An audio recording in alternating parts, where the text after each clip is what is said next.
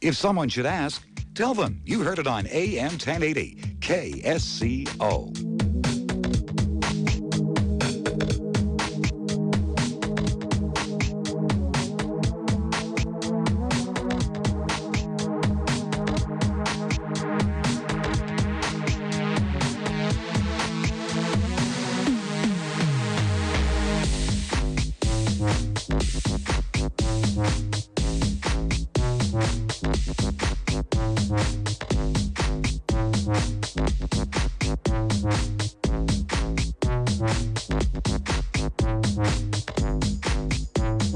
Eight 479-1080. That is the number to get on board Flight 1080. Kevin, my co-pilot, looks like he's passed out. Kevin, are you okay? Are you over there? Are you? Yeah, I'm here. Okay. I'm here. All right. I was just waiting for the commercial and the music to get done. All right. You're waiting for the music to end. How's that? There we go. Perfect. Jeez. 479-1080. Now, you ready, Kevin? Are you ready to have some fun? Let's go. Are you ready to do it? Let's do it to it. Okay, now, coming up next, I got to throw a few switches here before I do this.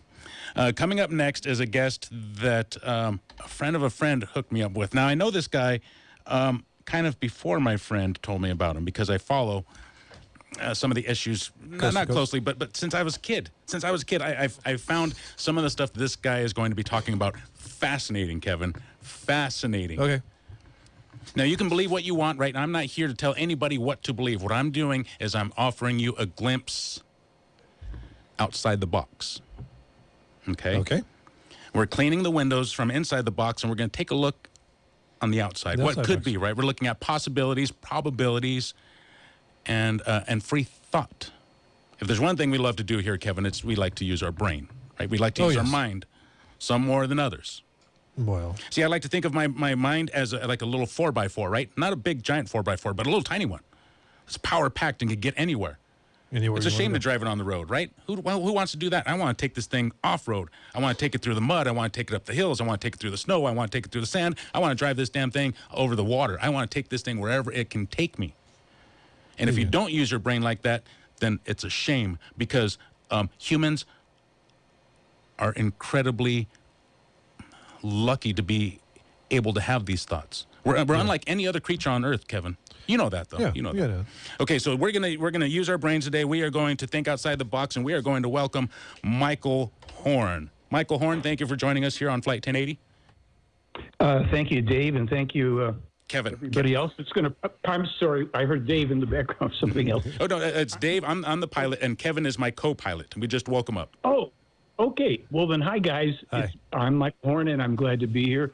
And I actually very much appreciate this opportunity because, this goes back a little ways with one of your friends, and I'm just very, very, very happy. Thank you. Okay, Michael. Now, Michael Horn, I do have a little bio here, but why don't you tell us a little bit about who you are and who you represent, and a little bit, let's familiarize the audience with Michael Horn and the UFO case.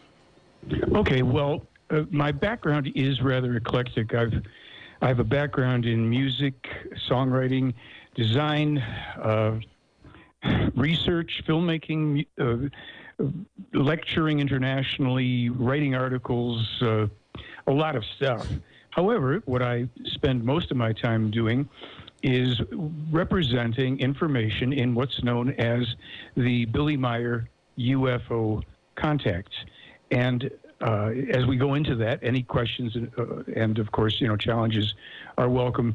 I'll be able to say more that's pertinent to any, particular interests or questions or challenges that people have. I will say this much. After now almost 40 years of independent research and working with other researchers who had or benefited from the research of other people who had even preceded me in looking into this case, I can say the following. This is the singularly authentic, still ongoing UFO contacts of a man in Switzerland that now span over 76 years.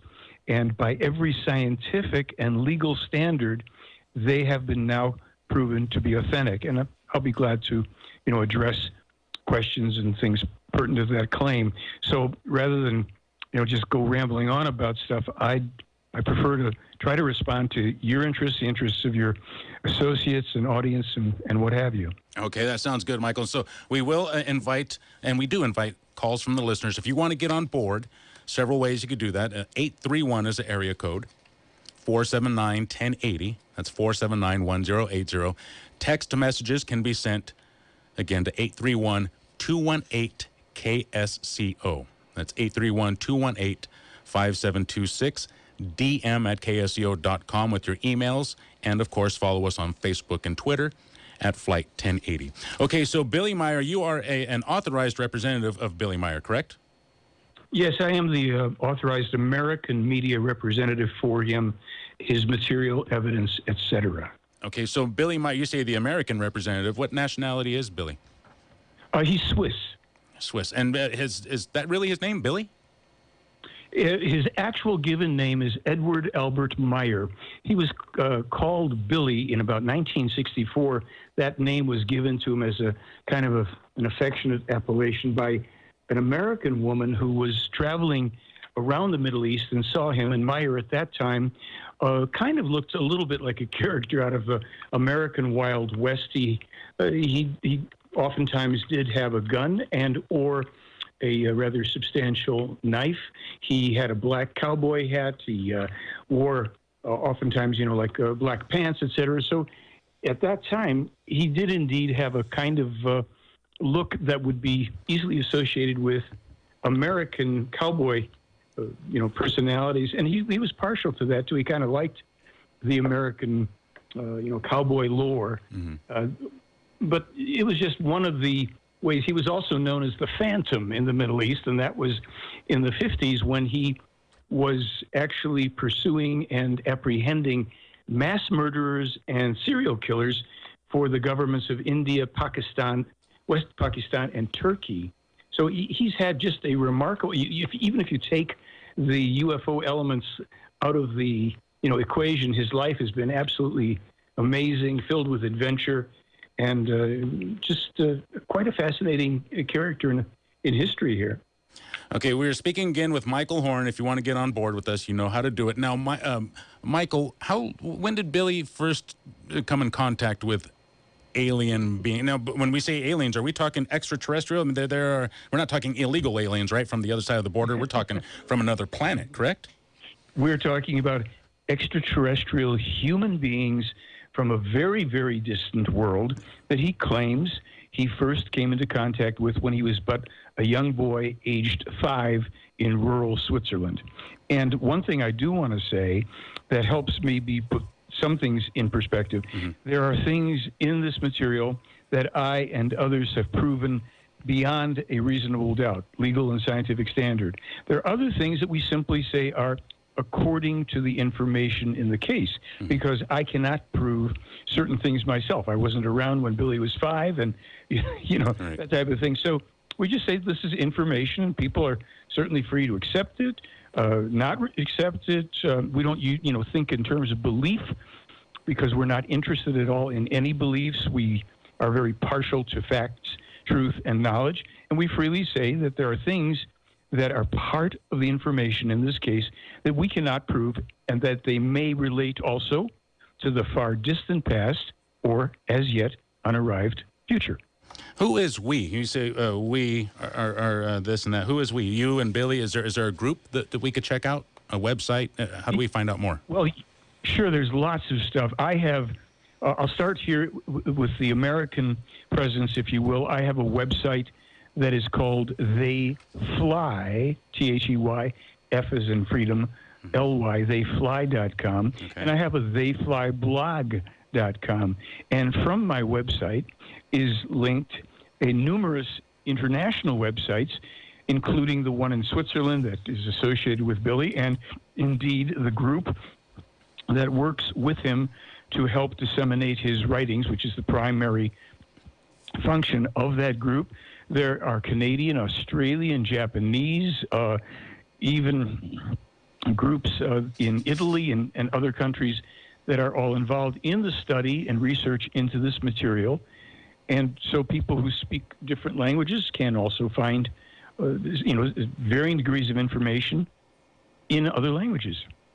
Okay, so we're again speaking with Michael Horn. Now, when did Billy meet these aliens? And you say they were human beings. I heard you use that. I don't know if you really meant that they were human beings, but if they're from another planet, aren't they by definition not human beings? Or did humans travel to another planet? Maybe I'm putting too much emphasis on that word. No. You're right to bring up and ask for the distinction here. Here's the situation. Again, I will occasionally say this, and so people know that I don't need to say it anymore. Like, according to the information of the case, according to this information, human life forms precisely identical to ours and differing in many ways exist throughout the universe, and none are particularly near us, if you will, geographically in our solar system. There is no other human life in our solar system, but human life forms exist in various places throughout this very vast universe of ours. Some human beings are taller, some are smaller, some have maybe more or less fingers than we do. They may have different skin colors. The variation in skin colors, again, according to this, runs into the hundreds of different skin colors. Yeah. And so this is outside of our, let's face it, this is outside of our knowledge base. It's outside, even for the most part, of what we would say we could accept or comprehend. And so that part, I don't consider that important because there's no proving that. His claims that he first came into contact with these alleged people, these alleged extraterrestrial humans, that began when he was 5 years old. That's what Meier says. Are there any other people that have seen them? Yes, there are witnesses. There are, in addition to Meier also having taken more than 1,200 clear, primarily daytime photos, all pre-digital, all pre-computer. There's 5 or 6 other photographers who have photographed the ships themselves. There's over 125 eyewitnesses to these craft, of which I am one. I don't make a big deal out of that, because that stuff falls into the realm of anecdotal. And quite honestly, as weird as this will sound, the UFOs, as interesting as it is, and they are the least important part of this whole thing. Wow. Then what is the most important part of the whole thing then? Gosh, thank you. You know what? Most people never ask that, honestly, even though I kind of lobbed that one up. Thank you so much. In essence, and there's, the way we get to that through the material, in essence, the most important part, the core reason for these contacts, if indeed they're true, is to help us, the human beings of Earth, assure our own very, very threatened survival. And to support that particular assessment, there is information spanning over 70 years, information published by Meier, some of it authored by him, some of it supposedly authored by one or more of his teachers or mentors from these other worlds, that has superseded and preceded our so-called official scientific discoveries, in some cases by more than 60 years. In some cases, the information supersedes and precedes geopolitical events on Earth, specific ones ongoing now, and environmental events by even more, up to 70 years. Can you give us some examples? I would think geopolitical, so politics is kind of, predictions can be made, and at some point they probably will come close, or maybe exactly you're going to hit something. What are some examples? Putting that on the bottom of the list. Off the top of my head, in 1958, Meier published a document with, I think it was about 200 specific sentences, ideas, concepts, whatever. One of them was, I think it was in the same paragraph where he said that we can expect the Berlin Wall to fall, in the early 1990s. He said, the United States of America will have 2 Gulf Wars, which will be called the U.S.-Iraq Gulf Wars. The second one will be led by a president who is the son of a former president, and it will lead to quite a bit of disaster, terrorism, etc. In that same document, he foretold that we would be dealing with a disease worldwide, an epidemic that would be known by the name AIDS, AIDS. He specifically foretold that we would be using plastic bank cards, we would have portable phones, that there would be an entity arising called the EU or European Union, which, along with the United States of America, would attempt to biochip every man, woman, and child on the face of the earth, and that this organization, the European Union, would be a dictatorship. Even prior to that information, in the 1940s, his mentor, his first teacher, if you will, gave him information, we have it, that there would be a woman who would arise in Germany who, in her particular madness, would create a crisis of unimaginable proportions when she allowed migrants, undocumented people, large numbers of criminals and terrorists to flood into Europe. In 1958, in that other document I just referred to, Meier specifically foretold the coming irrepressible worldwide fundamentalist Islamist, not Islamic or Muslim, but Islamist terrorism that would sweep the world. In 1981, he specifically foretold attacks in Paris that would ultimately lead to the city being burned down, and that these attacks would start from within by elements of the population of a different religion at that time, which would be Islam. In 1987, he reiterated that radical fundamentalist Islamists would spread throughout Europe and the West, and all would quake and quiver, and that the warriors, and I can go on and on. I mean, we have corroborated already over 200 specific ones. In 1951, Meier specifically foretells, and there are people that may still disagree with this, but he specifically foretells the advent of man-made unnatural climate change, global warming, the rising of sea levels, the melting of the polar ice caps, the coming in increased intensity and frequency of all forms of storms, volcanic eruptions, earthquakes, tsunamis, blizzards, tornadoes, and the like. Okay. His own so stop me because, yeah, we've got plenty of it. Okay, good. Well, you know what? That's a perfect place to pause it right there, Michael. We're sitting here with Michael Horn, or we are talking with Michael Horn. If you want to get on board with us, 831-479-1080, 831-218-5726. We have to break for local news, traffic, and weather. Keep it tuned in. Michael, just maybe walk around the room. We got about 6 or 7 minutes before we get back on the air here. I'll take a breather, thanks. Okay. Michael Horn is joining us today, and you, if you want to get on board, you know how to do it.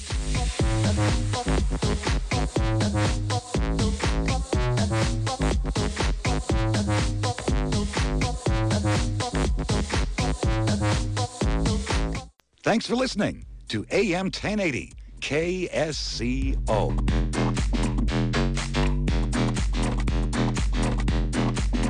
You're listening to Flight 1080 KSCO Santa Cruz. Somebody needs to get Kevin some BTT. Kevin, you're not taking your BTT, are you? No, I didn't get any today. Oh, man. Well, then you're really screwing up, dude. That's because 87 of the 90 essential nutrients are in your tangy tangerine. When you mix that stuff and you take a glass of that, you will be so full of energy, Kevin, nothing's going to slow you down. You'll feel like you're on top of the world. Man, I need something right, Dave. Tangy tangerine, contact your longevity distributor. We're sitting here with Michael Horn. He is joining us today. He is the authorized American representative of Billy Meier, somebody who has fascinated me since I was a kid, Michael. So I can't wait. Right now, we're just kind of warming up and getting to know each other and getting all touchy-feely. Sure. But man, I can't wait to talk about Billy Meier and some of the things that, some of the questionable things, some of the admirable things, and just talk about the things that I don't know about him, because I followed him just kind of loosely. But again, fascinating character.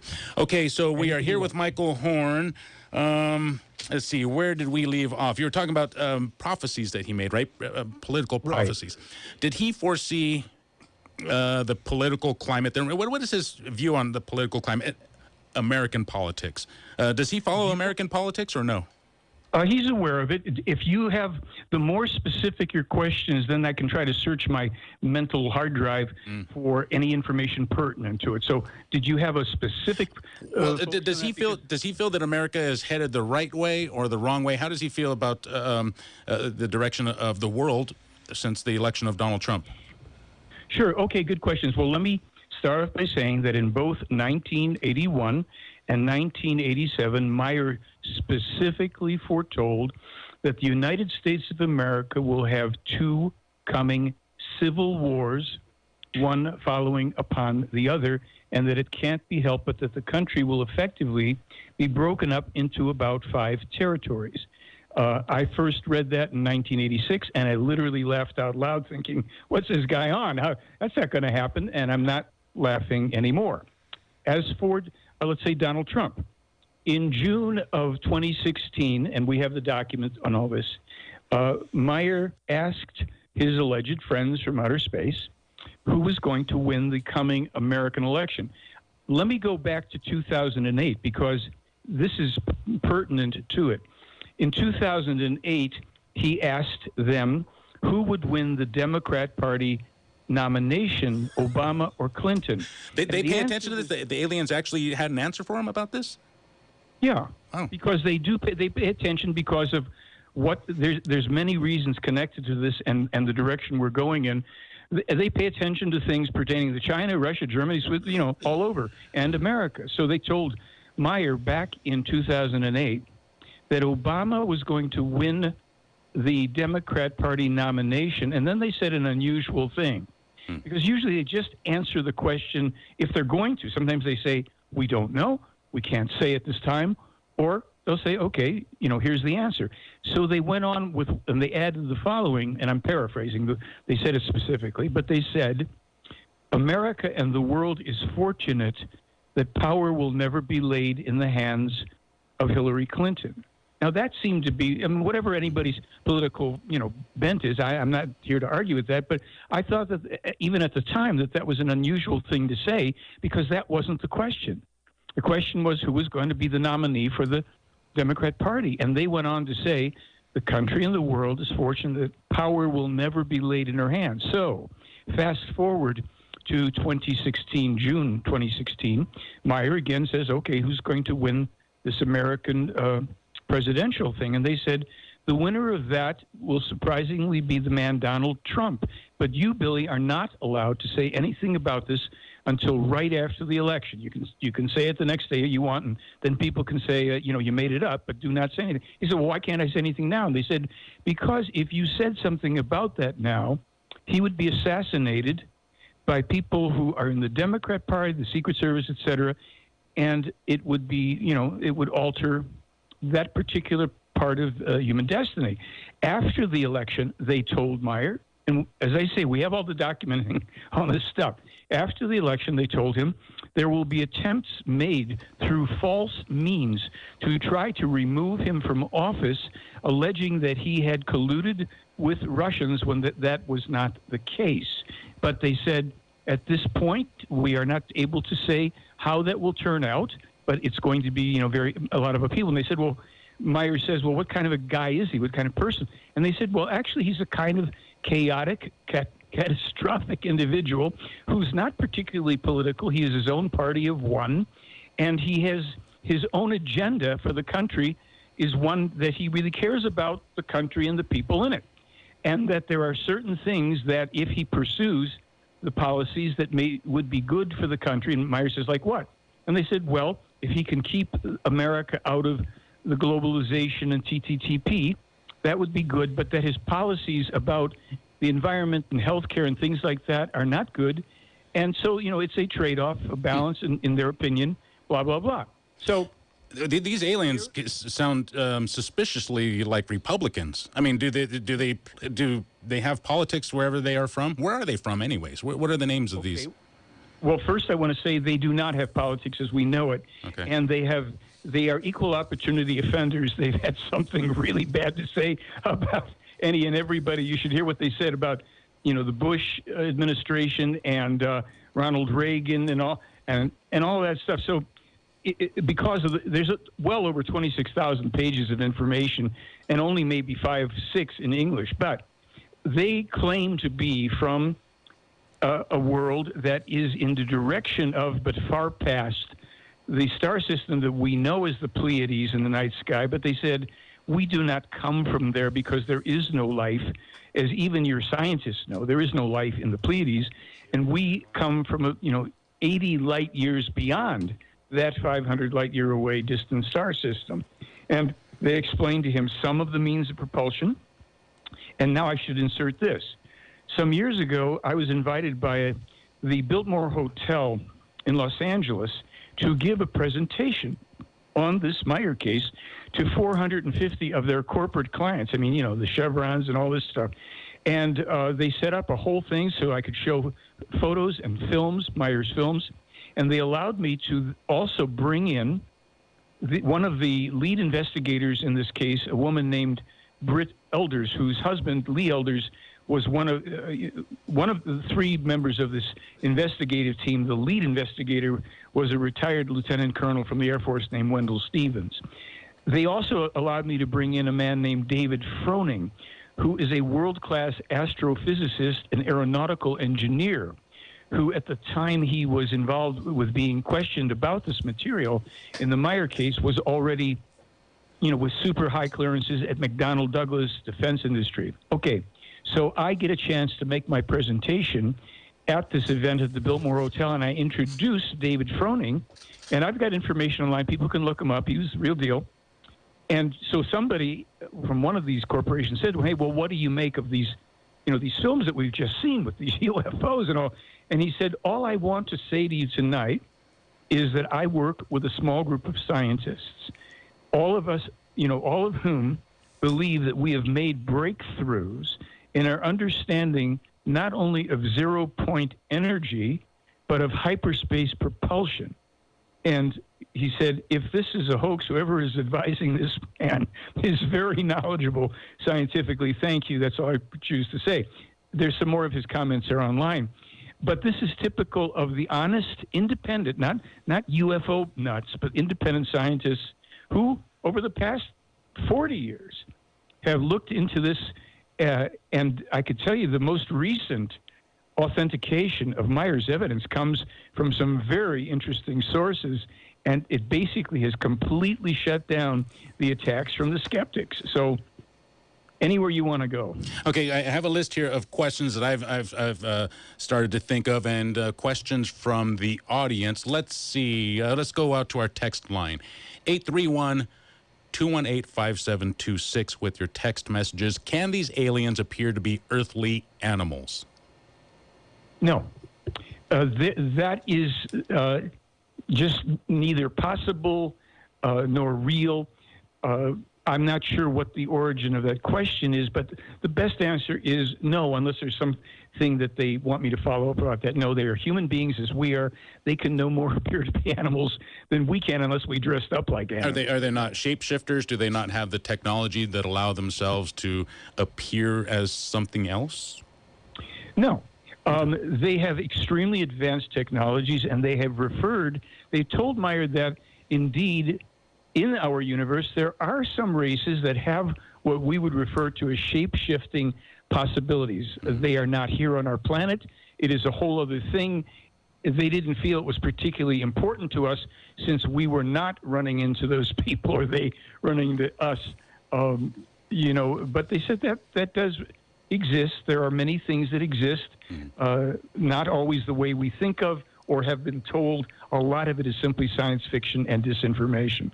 Another one here wants me to ask you what you think about Project Blue Book. Another one says, are aliens humans from the future? And that's a question that I would love to ask you first. But let's start off with Project Blue Book. What do you think about that? Sure. Project Blue Book from some years and decades ago was an interesting, undertaking. I think it was Alan J. Hynek who did that. And certain information in there, was probably accurate. But here's the problem. UFO does not, by definition, mean extraterrestrial. Right. And according to the information in this case, the vast majority of sightings are terrestrial in nature, secret military, and if we go back to Hynek's time and before, a lot of what was seen, these were the craft that the Nazis had developed at the latter part of World War II, and some of which survived with a small number remnant of these elderly Nazi types, and some of the technology fell into the hands of other people, including the Allied forces who did come into possession of the plans for these craft. And a lot of the craft that were then subsequently seen were from secret U.S., Canadian, and or Russian, Great Britain secret military, which can also in some cases not even be connected directly with the militaries of these countries. There's also a secret military group in Brazil that had some of this technology and explanations. And the technology that they're using, is that alien technology that was loaned to them or taught to them from the travelers?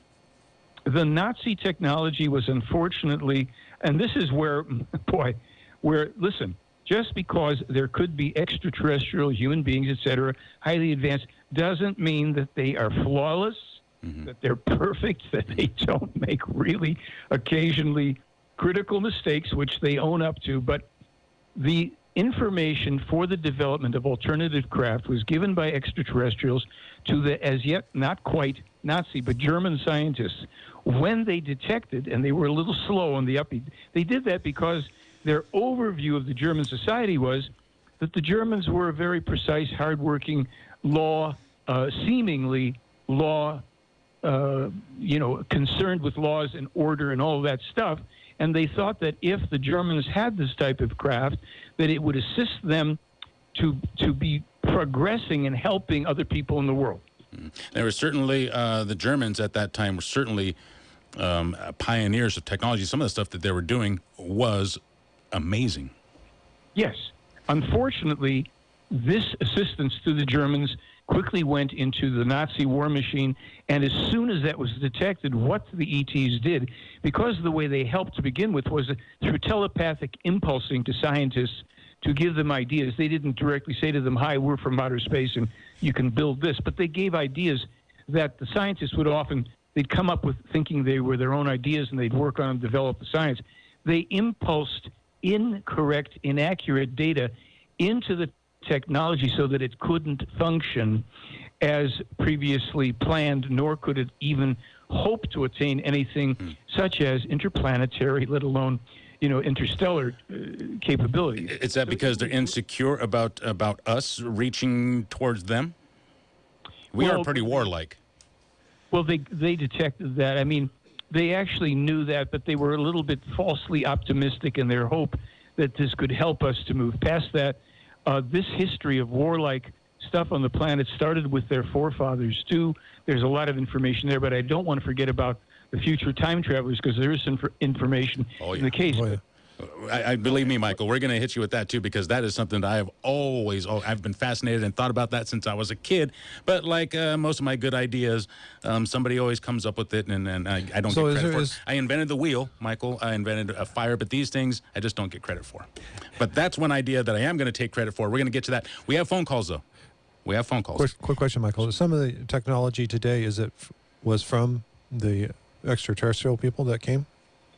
I think it was also acknowledged in this case that there had been reverse engineering done on crashes. We've heard of Roswell, which indeed was a real crash, but the beings associated with these crashes were in no case the actual extraterrestrials. They were robotic or android beings that had been developed for these exploratories that were done, and not by this group, but by another group.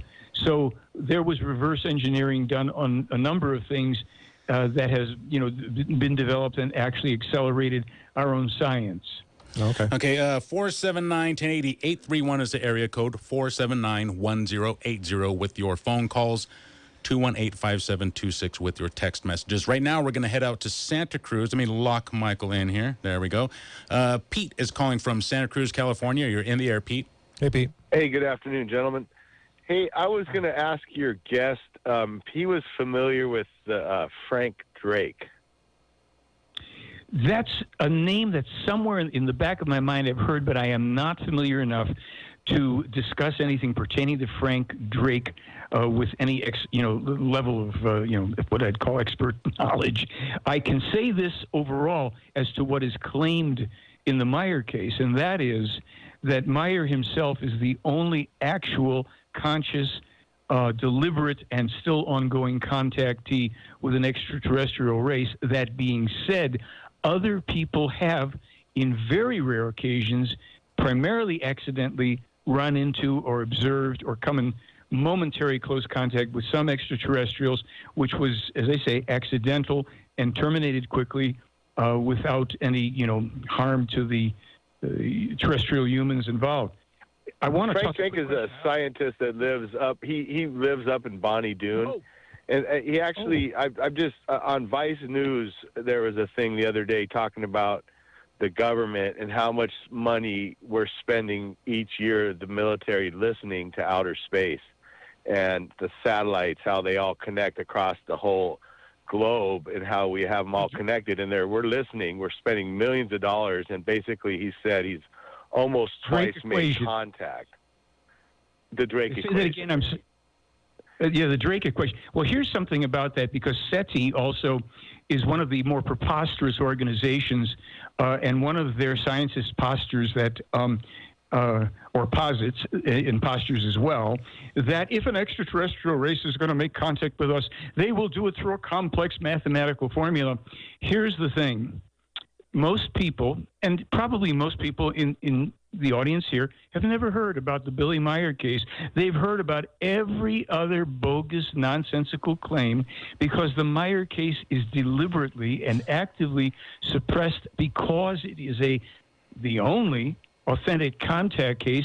And in this case, you don't have to be a mathematician, since these people, if we concede that they might exist, learned how to speak his language, which is German. And we have 26,000 plus pages, all in German, with scientific information, geopolitical, environmental, you name it. So the Drake equation, where are these extraterrestrials? If they're really out there, they should have.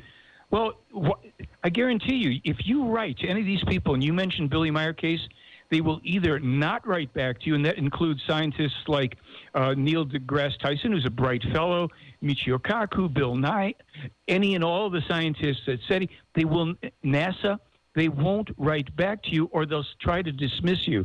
I have approached all these people. They do not want their funding threatened. They don't want to be one-upped by a gray-bearded, pot-bellied, late middle-aged, one-armed Swiss farmer.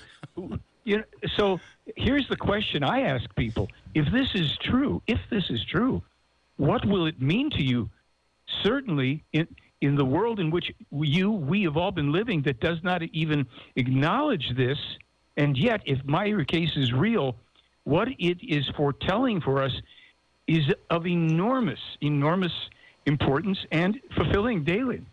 Thank you for your call, Pete. He was calling from Santa Cruz, California. If you have any calls or any questions for our guest, Michael Horn, be sure to give us a call, 831-479-1080. Now, I probably want to hold on to that question about aliens being humans from the future till we get to the top of the hour. That'll give us a little more time to talk. In the meantime, sure. in the spirit of no dumb questions, in that spirit, I'm going to put together two of these. One of them wants to know if there are any homosexual or transgenderism going on there, and another one wants to know about their sexuality. Do they kiss? How do they mate? You want to touch that? Sure. It's very interesting, because in this material, going back several years before this was quite the hot button that it is now, Meier wrote quite a bit about this. As a matter of fact, one of the things I got answers on this from about a year ago, and it was kind of interesting and somewhat even surprised me a little.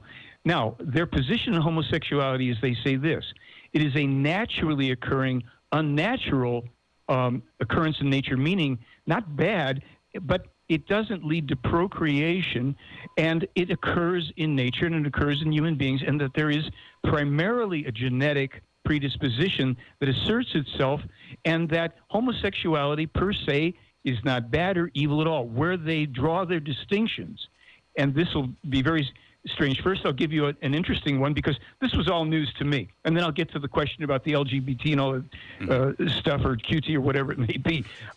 They said that the way nature operates, as it's expressed through human beings, is that there's a certain affinity for what you would call homosexuality that is part of the sisterliness of women, whereby it is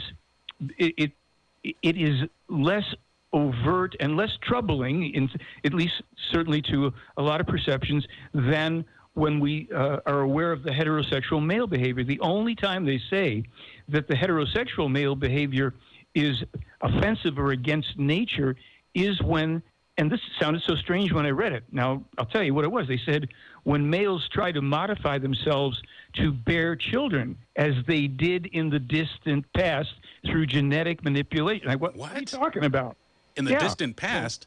Yes, because what they're saying is when you find out what your true history is with humans on the planet, where there were advanced human beings from the stars here, highly technologically advanced, in many ways we could say spiritually, but not always oriented in a way that was beneficial to the primitive Earth humans here. There were genetic manipulations. There was crossbreeding of species. They said, on temple walls you see creatures like centaurs and, that is great. Hey, Michael, you know what? Let's hold it right there because we got a break for news, traffic, and... This is KSCO, Santa Cruz, Monterey, Salinas. KSCO, Santa Cruz, we are being joined by Michael Horn, and we have some really, really good stuff. Okay, so we got 1 hour out of the way, Michael. We know each other. Welcome aboard Flight 1080 again. Thank you so much, my friend. Okay. I appreciate being here. Oh, man, you have no idea how much I appreciate you being here. Okay, so when we went to break, we were touching on a couple things. One of the things you said, this is another thing that's fascinated me. You started touching on some mythological creatures, right, from Greek mythology, like the centaur and the minotaur. Tell me a little bit more what you were saying about that, because that is, to me, absolutely fascinating. What I've heard, Michael, is a long time ago, those things actually existed, but they were the product of alien experimentation on humans, on animals. I don't know. Yeah, I think you kind of encapsulated exactly what's also said in the Meier material. And then back then, there were some alien human beings, again, on the planet who had the ability to do this stuff, and they did many things in violation of what might be called universal law. We just say that.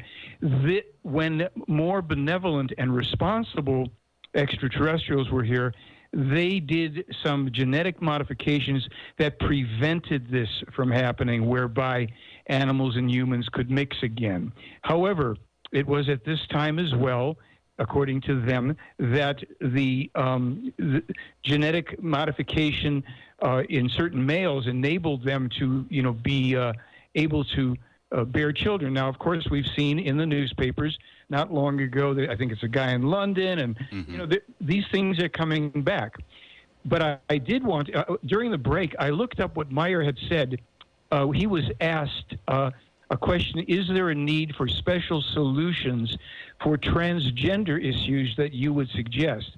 And there is quite a bit of a lengthy answer here, actually. I don't know if you want any part of it. Sure. But I could just say this. All right, I'll skip around because you have to understand that neither Meier nor the people that he deals with have a bias against people, per se. They don't like certain things that human beings do because of the danger to our own survival and possible danger to other life forms in the universe. But what they say here, Meier kind of writes about it rather clinically. He said the term transgender was originally a term for people who could identify themselves with their original biological gender assigned at birth only insufficiently or not at all, and felt their biological sex is wrong. Today, this is actually more likely to be referred to as transsexual, a term for deviations from the social gender role or for the social gender characteristics. The terms transgender can absolutely be used as a positive self-description as well as a positioning in the social heteronormative space. If human beings who don't want or for whom it is not possible to clearly decide on a role as a man or a woman, then they usually describe themselves as genderqueer or non-binary with non-binary gender identity, bigender, etc. Transgender was and is an umbrella term for human beings, men and women, who live for a certain period of time in a non-genetic gender, which means that, for example, a genetic man is internally or visibly a man or a woman for a certain time, just as it can be exactly the same the other way around, that a genetic woman can internally or visibly be a woman or a man for a certain time. The human being is born as a girl or a boy, or the other way around. If the human being is therefore transsexual, she has the feeling of living in the wrong body. It goes on to explain it, and especially, he says here, especially for young human beings, a transsexuality is no easy life, because to live with the feeling to have been born in the wrong body can trigger profound psychical problems and disorders and destroy the whole joy of life.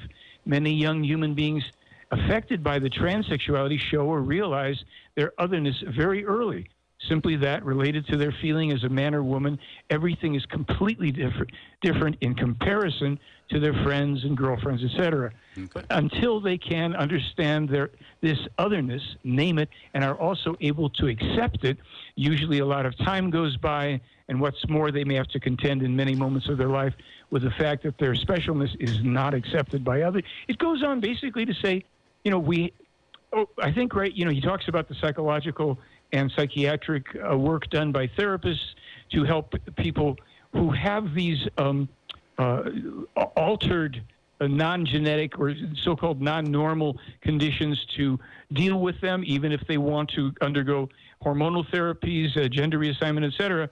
And so it's kind of interesting to me that they have a very complete understanding, recognition of this in our world. In their own world, what they said was that it is no longer something that arises because of their own ability to master very high levels of genetic technology, and that while some people may, but just very, very, very, very, very few arise with the tendencies, for the most part, they simply experience what you could call, and this is not a value, the normal male personality with male heterosexual drives in relationships, and the same for females, with the exception that females, as I said earlier, can have a kind of an affinity for a sisterly, sensual, sexual relationship, even if they are heterosexual and involved with males. And they said cool. This is simply, well, yeah, I mean, it's very surprising. Oh, it looks like we have a connection problem there, Mike. Okay, are we any better now? No. For some reason, it sounds real echoey. How's this now? Okay, Is much, this much better? Yeah. Okay. So you were talking about how the aliens, had achieved at the time of these mythological creatures, right? So I'm thinking of the Centaur and the Minotaur. Is that right? Or is that the name of real creatures? Yeah, apparently, and there probably were others that we would, in mythology, perhaps even half aquatic, half human creatures. Because these were people who could do these things, and they were very irresponsible, and they played with the primitive Earth people and messed us up. That's what I was just going to ask you. Now, it seems kind of reckless and kind of immoral for a society that is so old and so advanced, obviously old, to the age to get that technologically advanced, for them to do something like that seems really immoral. We wouldn't do that today, even if our technology has approached what they had back then. We would never do that today, because I would like to think that we're too moral to do something like that. And it wasn't these people that did it. As a matter of fact, part of the reason for these contacts, a kind of a mission, a non-religious, non-cultic mission to bring information to Earth, is because in the past there were very irresponsible extraterrestrials who did these things, and who also, and this might surprise and might not surprise some people, who also represented themselves as the creators of all things, i.e. the gods or God of our religions. And this has, according to them, had profound disruptive effects on humankind. Were they capable of mating with us? I mean, did they have the parts opposite of us that were needed to mate? Yeah, sure. It's just that would, that is not something they would do, because that would be a devolution. The only exception, and this, of course, is a hot button, the only exception that we know of is that there was a man that we know as Gabriel, a human being referred to in our biblical texts as an angel who did procreate with an earth woman named Mary. However, the offspring never in his lifetime knew the name Jesus or Jesus Christ. His name was given as Emmanuel in this material spelled with a J, in the Hebrew and in the Christian texts, because it appears once in each of the Bibles, the Hebrew and the Christian Bible. It is literally, and his name shall be called Emmanuel. That's in Isaiah 7:14 in the Old Testament and in Matthew 1:23 in the New Testament. And this is an integral part of the information in this case, and it's one of the reasons why Meier has survived literally 23 attempts on his life. I've interviewed witnesses to 14 of them. Okay, now one of the questions I wanted to ask you, and I definitely want to get to, is this one posed by one of our listeners. Are aliens humans from the future? Now, this is an idea that I've been thinking since I was a kid, and my little young mind thinking someday as humans continue to evolve, which if you believe in evolution, then I believe that we haven't stopped evolving. We're going to use our muscles less, so they will atrophy, they will shrink. We're going to use our brains more, so therefore we might need bigger brains. Are the grays, first of all, what do they look like? What do aliens look like? Are there different types? Are there grays as well as, the Norwegian-looking guys, the human-looking guys? What are they called, anyways? Okay, well, these are the Plejaren, spelled P-L-E-J. The J is pronounced like a Y. Okay. Plejaren, Plejaren people. And, the non-existent so-called Nordics this is simply a disinformation adaptation of the Plejaren. This is the extensive disinformation created by the secret intelligence and secret services and gleefully and uncritically promoted by wacky UFO people. And that is, ufology is the least scientific and, in my opinion, least credible so-called field of study with the least string. We lost him. Are you there, Michael? Michael Horn is joining us by phone. If you can hear us, Michael, give us a call back at 831-479-1080. Are you there? Okay, looks like we lost him. We'll try to get him reconnected. In the meantime, if you want to get on board, 479-1080, 218-5726. Did he just say, Kevin, that Jesus was the son or the offspring of Gabriel, of an alien? Didn't he just say that Gabriel was an alien? Or you're not paying attention? No, I don't. Get yourself some tangy tangerine. And yeah, it looks like we lost connection with them. There he is. That might be him right there. Okay, well, let's... Michael, is that you? What happened there, guys? Okay. I'm so sorry. I'm using a cell now, but we were talking about. I think you asked about the Greys. The Greys again are based solely on the non-human, non-even remotely human androids from the Zeta Reticulum system that were found at least at the Roswell crash and perhaps at some other. They are not what we're talking about in the Meier case, because the Meier case, it's strictly extraterrestrial human beings, and we are, in that realm, the travelers from the future. I think you had said something about, we're going to atrophy and all that stuff. There is information in the Meier case about that. But what they also say is that there even are now time travelers observing us in our time who have come from the Earth's future, but they do not and cannot interact with us. And they are not Pleiadians, or they're not aliens, right? They're not extraterrestrial. They are from this Earth? They're literally future Earth human beings who are here, along with, and this is something that is kind of interesting, there is another race observing us that does not interact, it doesn't contact, it doesn't abduct, all that. The abductions are secret military, they're not extraterrestrial. But there is another race that's extraterrestrial in origin that observes us, and they have 3 groups in that race that are all observing different sectors of our world, as a kind of scientific observational experiment. And then there are the the time travelers, Earth time travelers from our own future, also observing us. We are in a time that is going to be creating there'll be great transitions. Not all of them are going to be wonderful, to say the least, but they have been specifically warned of in the Meier material. And the other shoe that drops is that in the past, there were at least 3, 4 other contactees with the extraterrestrial race whose names we know.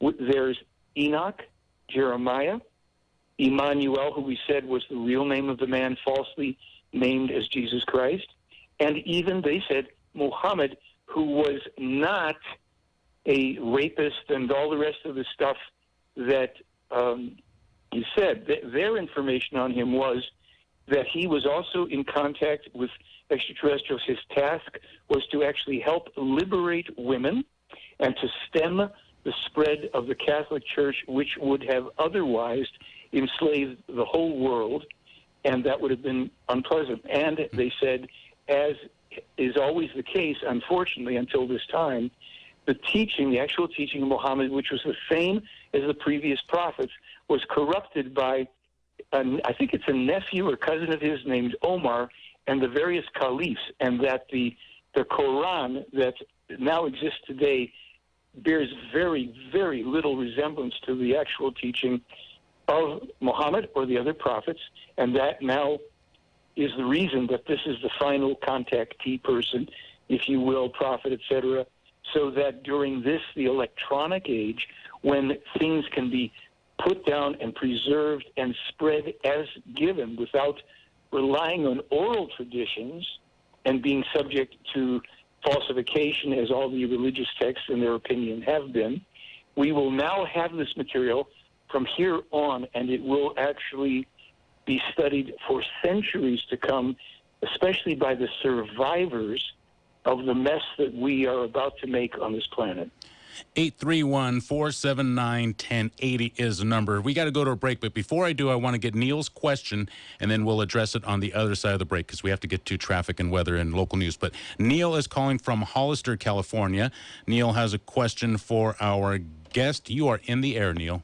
Yeah, there's a scientific axiom that big claims call for big proof, and these prophecies sound extremely impressive, but only if they can be verified. In other words, I'm not interested in a person's personal journal.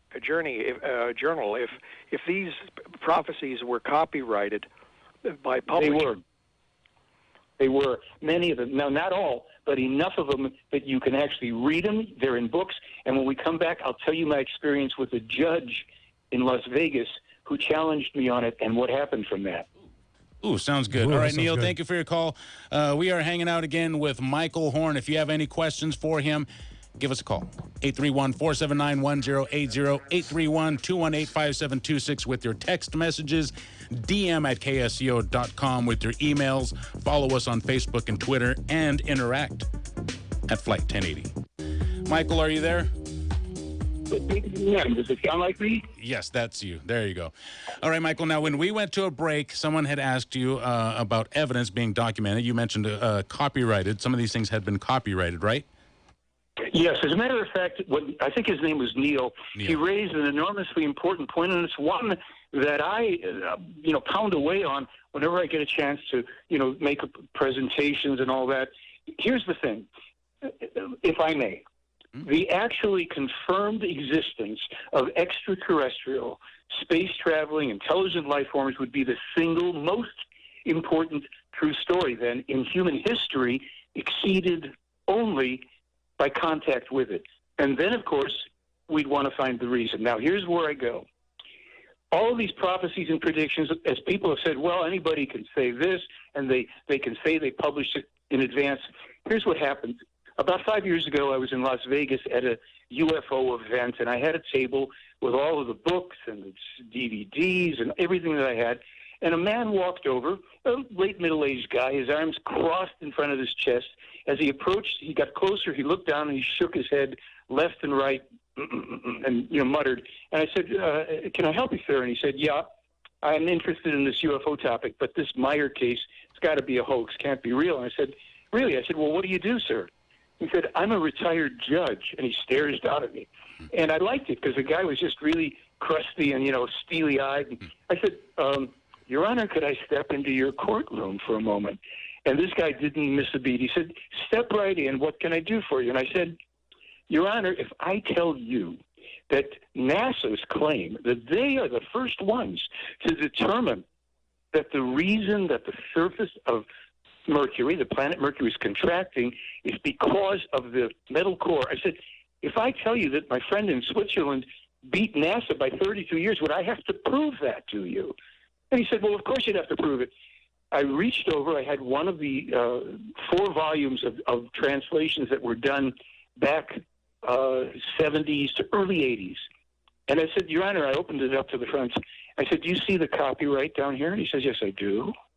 And I scrolled in farther, and I said, do you see the date on this particular conversation, which was, I think, 4 to 6 years earlier?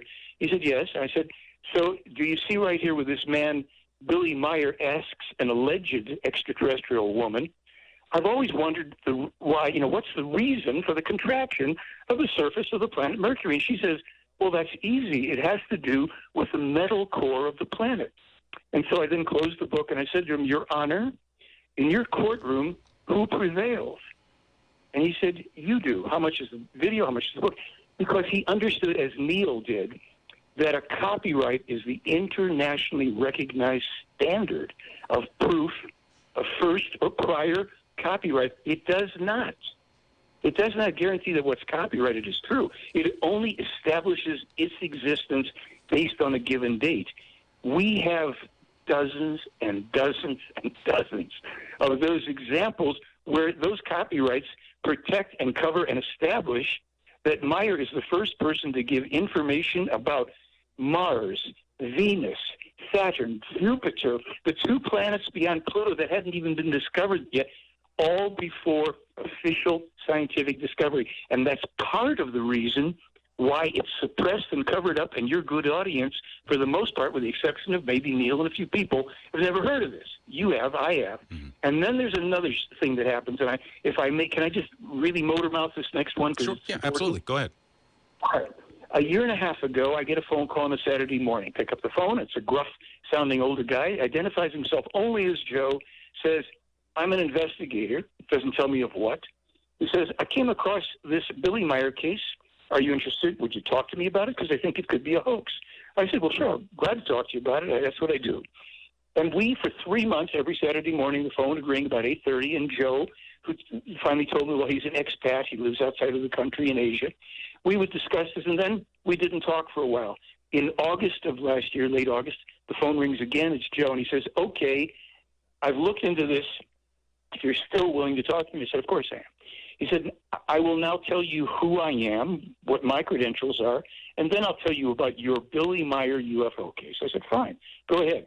He said, between 1965 and 1971, I was the top case supervisor for the USAF, United States Air Force Office of Special Investigation, that's the OSI, tasked with protecting the security of the United States of America. I personally vetted hundreds of cases, anything from checking out politicians, people who were aspiring to politics or to higher office, people who could have one day have their finger on the nuclear trigger, to ferreting out moles and traitors in the military or the government. He says, I've sat in the room with countless people. I read body language like a book.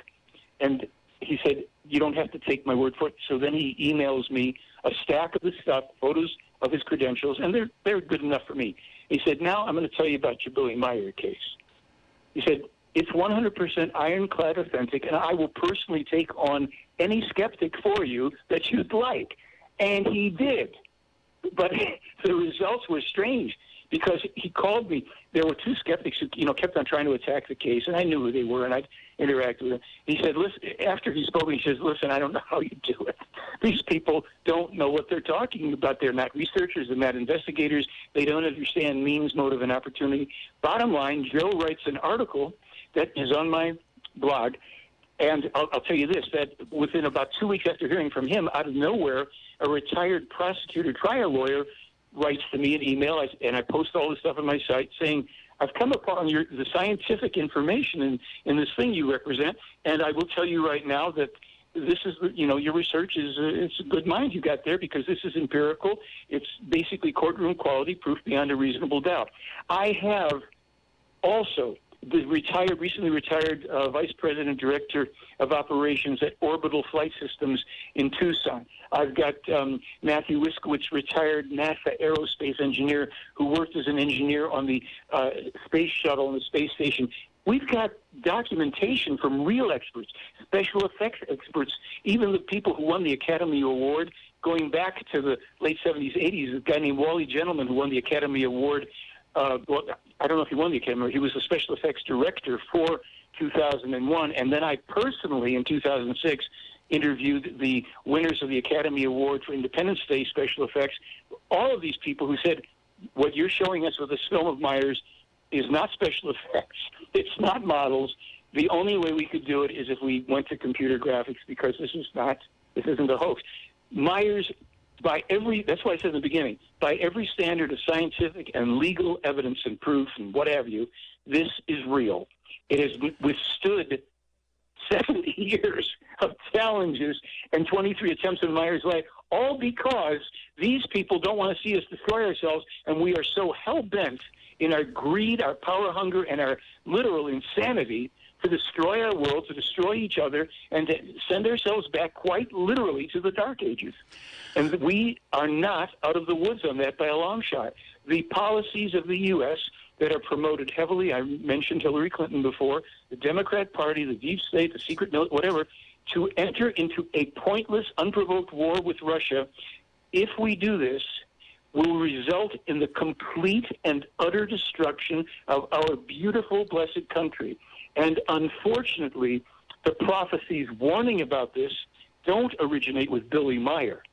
They originate with the prophet Enoch, the prophet Jeremiah, and then Meier and these extraterrestrials.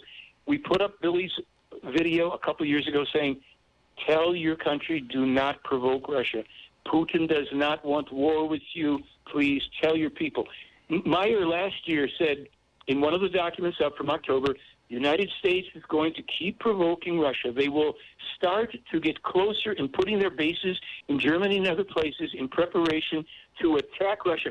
There's an article on the internet today, a new authorization to do just that. Our policies in America are insidious, they're insane, and they are suicidal.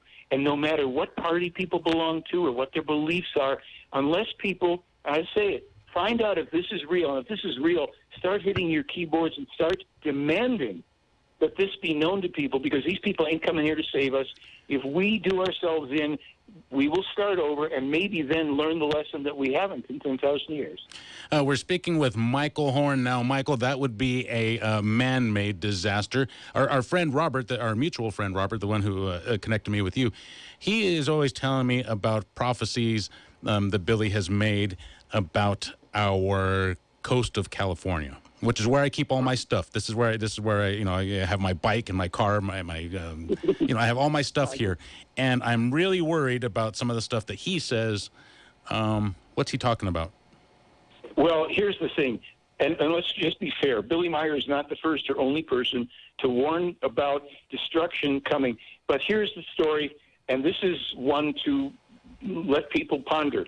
In 1978, Meier was meeting with the original American investigative team. I mentioned Wendell Stevens, retired Air Force, and the investigative couple, Lee and Britt Elders, who own their own private security investigation firm working for Fortune 500 companies, banks, etc.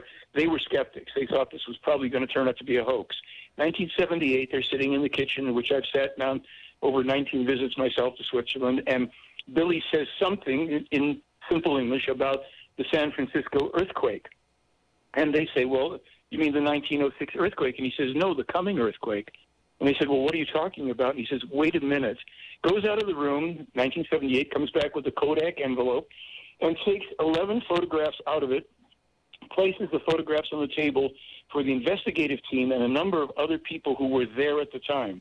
What was described, and we have this description on my website as well, which was published back about 1978 or not by Wendell Stevens. They describe photographs, not paintings, not photos of paintings, photographs of the city of San Francisco, including landmarks that are easily recognized, like a Transamerica building, in a state of utter destruction, fire, smoke, buildings falling into each other, the cracked pyramidal structure on top of the Transamerica building. Also, I think they said that had fallen to the ground. Smoke, fire everywhere. Billy's taken 11 photos. And Wendell and the other guys are sitting there going, oh, but when does this happen? And Billy says, I'm not allowed to say.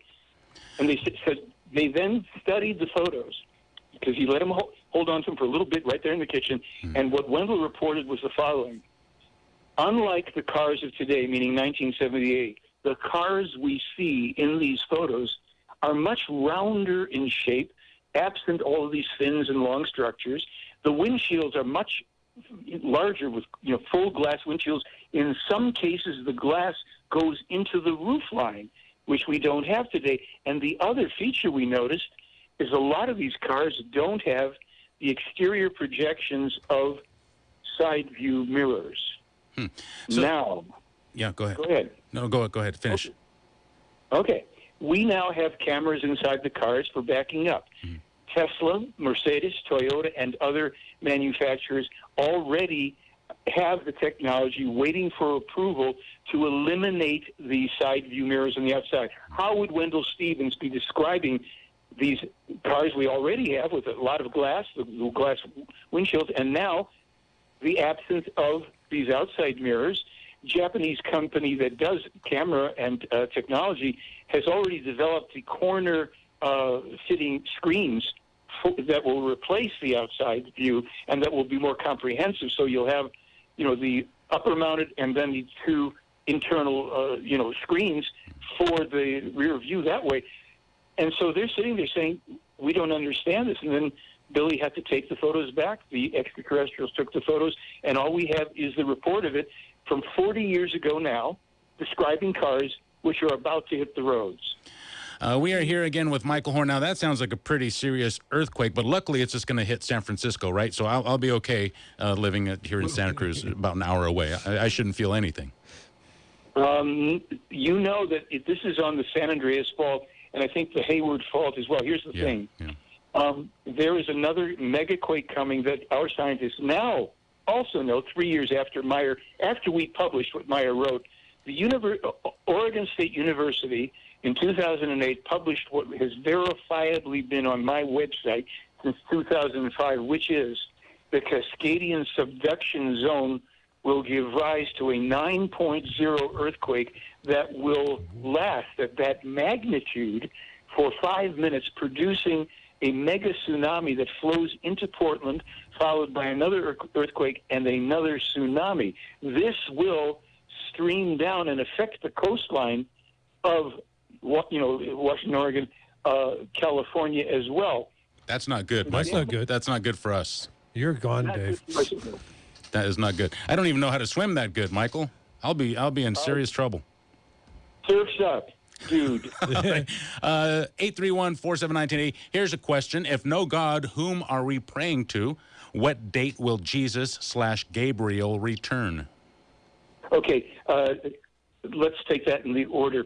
People who pray to a God, according to information in this case, and, people that are religious, my own personal feeling is that people who voluntarily come to religion rather than who are forced into it as children are people who are seeking truth and goodness in life. They want to know what the meaning of life is. So that's not a criticism, but it is to say that praying to a God, unfortunately, is praying basically to a long-dead extraterrestrial who gave a nice spiel millennia ago, and people took it up. Now, Gabriel and Jesus were not the same person, even though there was not a Jesus. Gabriel was the progenitor, the quote-unquote guardian angel, and Emmanuel was the procreated human who did undergo but survived the crucifixion.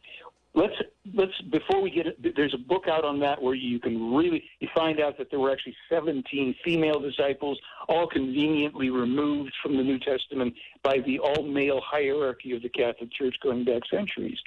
What we're told in this case that we can think about and try and figure out ourselves is that this universe is what's called the creation, one of countless already existing billions of universes, not of planets, not of solar systems, and not of galaxies, but of universes. And that the Pleiaren have a certain amount of information, which we publish, that which they've given us anyway, about this.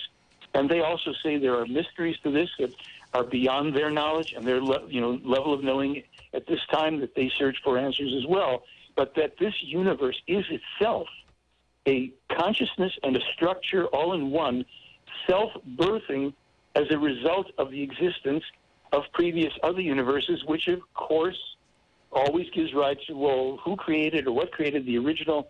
And these are questions that human beings intrinsically have when they start to ponder reality and nature of life. And when I told Billy that, as young as 10, I was trying to figure this out, what's outside of space, how can there be nothing? He says, listen, I will tell you now, the human mind at this level of our evolution, we not only cannot figure that out, we can literally drive ourselves insane trying to do it because it is not accessible to us, even to the Pleiaren. There are things that are beyond their ability to know. This isn't about perfect space brothers. We are in a universe teeming with life, and we are petty fighting with each other, trying to dominate and domineer, when the mysteries of creation and life are open to us as are open to these people. But, as he explained to me 2 years ago, they're by far not people who just popped up perfect anywhere, because they have a history going back thousands of years of their own wars, their aggression. They were Star Wars on steroids, running around the universe, attacking other peoples until they settled down 50,000 years ago, became peaceful, and recognized that they had an obligation to try to assist other evolving beings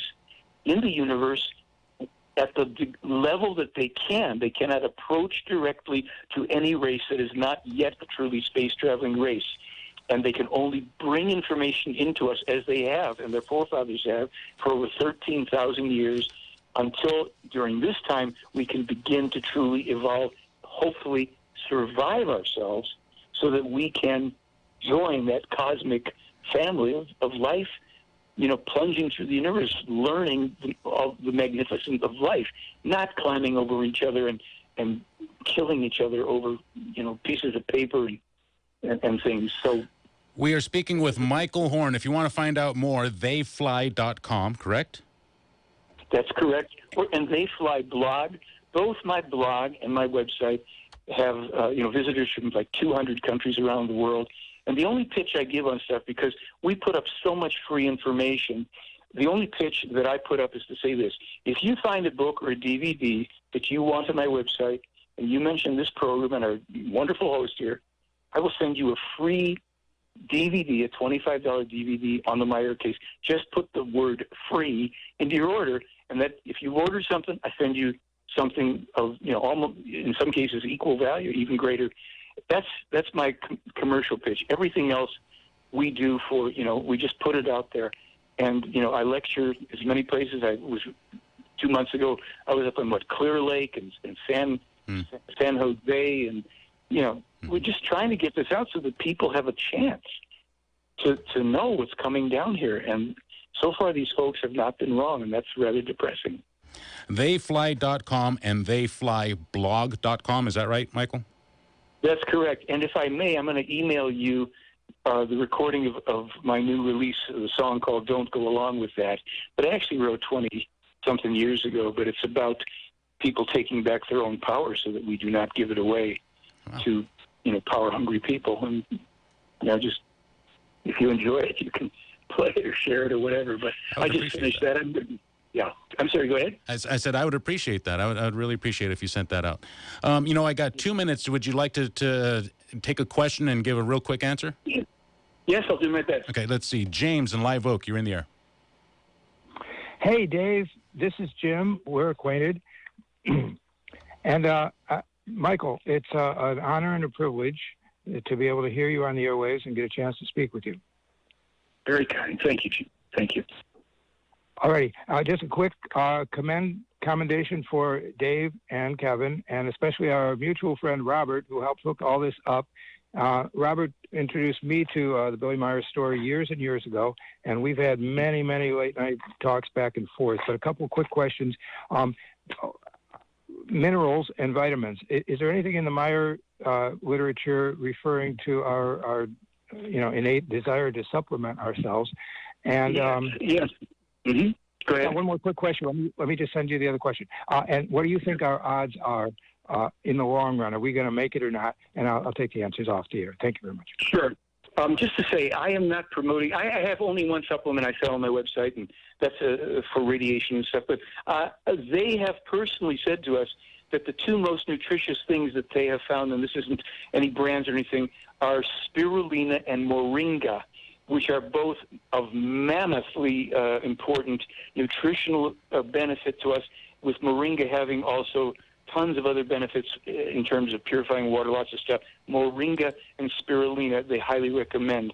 As far as will we make it, according to the information, the prognosis at this point is it will take us 800 years if we don't completely destroy ourselves in the relatively near future. They have said that if the American people do not act and wake up for the positive, and they told Meier this twice, in 1975 and in 2012, they said after 2020, the United States of America may cease, the superpower USA may cease to exist. I take that to mean, because they've spoken of the civil wars, that as a United States of America, we will, by 2020 or shortly thereafter, be in anarchy, civil war, and broken down. And they said that still, what's ever left of the federal government